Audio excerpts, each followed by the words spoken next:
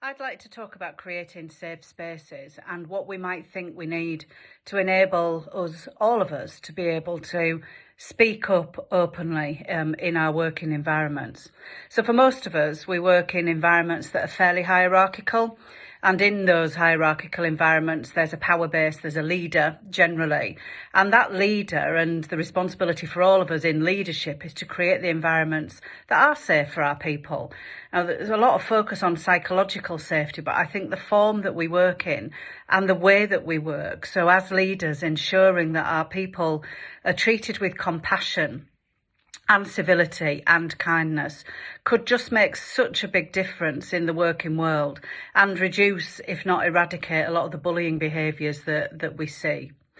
To enable that to happen, though, we need to work a little bit differently, and we need to spend time to listen. I think listening is a completely underrated skill. And if you listen to Professor Michael West, he's very clear that listening with fascination, so truly listening, not thinking about what you might be doing next or what deadline you've got to achieve next, but really listening from the point of view that somebody is speaking to you, helps to create some of those safe spaces. If we do that, if we do it well, then we work much more together as a team. And we lead in developing those visions and purpose, but we also need to listen to what our people are telling us to enable us to achieve much better in our workplaces. So on the back of that, if you do listen with fascination, then you can increase the health and well-being of your people and create that connectedness. If we're kinder, people feel more connected, and when they feel more connected, it feels like a much safer space. Relationships with your line manager should be confidential spaces with good relations, where that line manager has demonstrated active listening skills and asked questions around well-being, asked questions around how things are going at work in a sincere part of your one-to-ones. If you can do that with your staff and listen to understand in order to influence, then that will create a safe space for people to talk out. The other way of doing it is by surveys and polls in order to have a confidential space for people to give upward feedback, which is often hard in organisations. So there's these two mechanisms in place. One-to-ones with a trusted line manager that listens, and polls and surveys for anonymous, confidential feedback. How do we help our teams in our organisations feel safe and feel that they can be heard, they can talk about their feelings, and they can talk about their challenges without fear? Well, a good place to start is with a coaching culture, encouraging, nurturing and empowering people to develop in a way that they need to develop, to learn things for themselves, to find the solutions themselves, but also to encourage that regular feedback, that regular discussion. And it becomes part of the norm, and people can talk about what they're doing, where they're at without fear, because they will feel supported, they will feel empowered, they will feel nurtured. And that is so important. Allowing that safe space where people can develop at their own pace, feel empowered and nurtured, and just not feel that fear. We should all be able to talk about how we feel. We should be able to talk about all these kind of things in the workplace, and it should be done with kindness as well. And that is so important. And we need to support our teams so that they can develop and they can do the things that they want to do. So if you want to encourage a safe place for your teams to be able to talk without fear, then start with a coaching approach. I can guarantee it will make all the difference.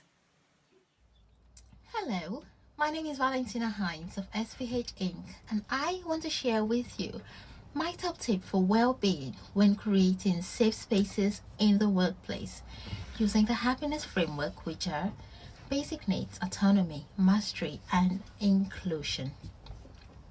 Now, basic needs addresses our needs for psychological, physical, emotional, and societal safety, while autonomy gives us the right, the freedom, and authority to speak out, be heard, and have what we've shared be actioned.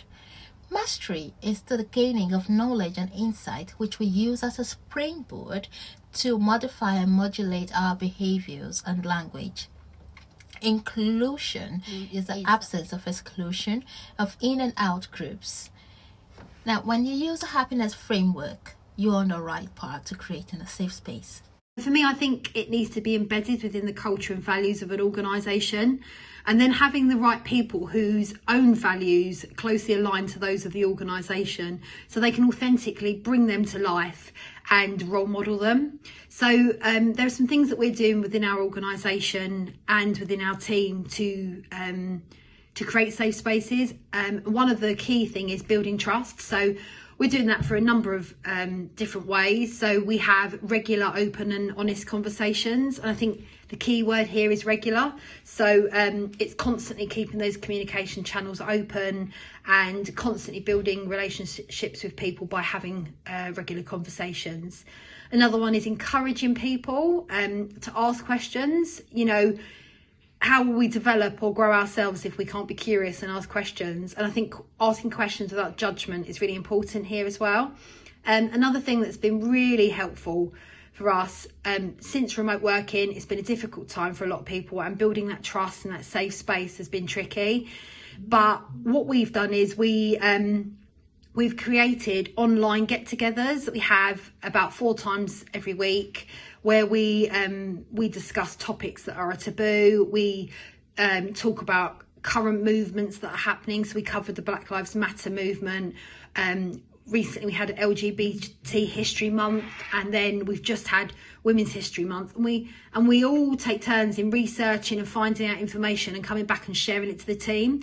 But we also have a bit of fun. So we also we might share hobbies, or we've even been on trips to people's home countries and found out more about the cuisine and the traditions and that kind of thing. So it's been a really great opportunity for us to come together as actual people and our real raw self. And there's been times we've come and we've been a bit vulnerable because we've not known, but it gives us opportunity to ask questions. People have been able to answer questions. We've been able to challenge things and talk about it.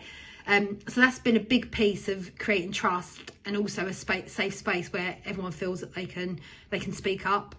And then I think what's really key is being human. So showing integrity, kindness and understanding and empathy, and genuinely being interested in your people as people, not just work. And then finally, we're learning all the time, right? Nobody knows everything. No one will ever know everything. So we're learning all the time. So if we're not asking questions and we don't feel like we're in a safe space, how can we be curious? So they're my top tips. Hi everyone, I would love to contribute some tips to have a safe space at work, which is mega important, whether it's to do with talking about mental health, maybe specific home problems that might be affecting their work, maybe abusive relationship, right? So if you think about it, every single one of us probably has something going on that we have to constantly deal with, and that will affect our work, our performance at work. So my top tip is always give your staff a voice. Ask them what do they think about creating a safe space? How should they do it? Ask them, create online consultations, have designated staff that are trained up in it, and get them to be champions for this. Do it, and do it from the start. It's really important that when we start a new job that we know about this at the beginning. It creates a great atmosphere, a great work ethic, that their voice is important. If you feel valued in the workplace, you're more likely to stay. And then you're more likely to work hard too. So lots of benefits there for staff, but also benefits for the organisation about giving people a voice. Really, really important. Hi guys, I'm Gary Butterfield, and I'm the co-founder and executive director of Everyday Juice Limited. Today I'm going to talk to you about creating safe spaces at work. Now for me, there's two types of safety at work. There's physical and psychological. Today I'm going to focus on the latter.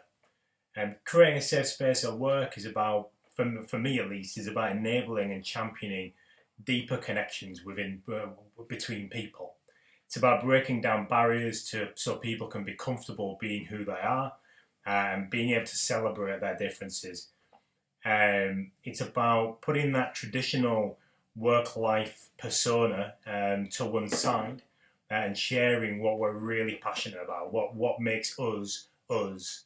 After all, we spend a lot of time with our colleagues, so why should we not be ourselves throughout that? This can't be achieved by simply writing a HR policy and putting it online and kind of moving on to the next thing.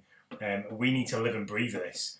And as a HR function, as a wellbeing team or D-lead, whichever people position you hold, we need to lead this agenda with authenticity and really show our employees, our people, that we mean this and we genuinely care about them and their well-being. When we're able to bring different perspectives and different views and experiences to our work and to our projects and tasks, only then can we collectively achieve our full potential. I have been asked for my take on how organizations can create safe spaces that allow employees to come together and talk about small or big issues without fear of retribution.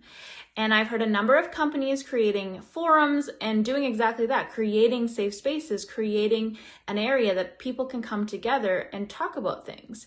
And while I love this, and it's an amazing avenue, an amazing tool, in order for this to actually work, we need to teach and really understand and embody empathy. And empathy is an important aspect of life, and no matter where you are in life, but it's something that I often find kind of gets forgotten in the workplace. We tend to forget that out of the office, people are human beings, but out of the office, people have family issues, they have struggles, they have wins. We are human beings in the office and out of the office. And it's so important to remember that. And now you don't have to be a CEO or running the company to lead with empathy. You can lead with empathy at any level of the business. And I very much encourage you to do so, because that's exactly how we change culture and allow these safe spaces to actually do what they're supposed to do and allow people to come together and speak without fear of judgment. My top tip for creating psychologically safe spaces at work really starts with understanding ourselves as human beings. We all have a desire and a fundamental right to be included. So the next thing I would advise is to really discuss psychological safety openly with your team. We have a shared responsibility to understand where there are opportunities for people to be included and to contribute and to be heard, and where those opportunities can sometimes prevent people from being included or having a voice. And talking about this openly with your team encourages everyone to understand that actually that's the kind of environment that we want. We want individuals to feel open enough to share their ideas, to give their opinions without fear of being punished or reprimanded for doing so, and create opportunities for feedback, whether that's through discussions with your teams, forums, pulse surveys.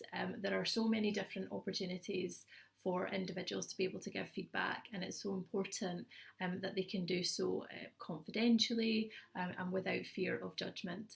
Another area I think that's so important is to discuss emotional intelligence, because again, we're all human, and the way that we interact with one another, our emotions and the things that drive our behaviours are going to be fundamentally crucial to creating those safe spaces. So education is key, continually assessing it within your team and providing those moments for feedback. Yeah, that's me. Thank you. So for me, one of the most important things we can do when trying to create safe spaces for people at work is to actually actively listen. And that's not to listen so that we can respond or to listen so that we can make assumptions, but to really listen to what is being said. I've worked for 30 years, and in my experience, people don't raise issues unless there actually is something that's impacting them, it's impacting their team, the organisation, or other stakeholders. actively listening and creating that safe space for somebody to open up about issues, and to really explore what can be done to improve things will really help to create a safer space for people. And I think that it's one of the things that really is integral to creating safe spaces and better workplaces.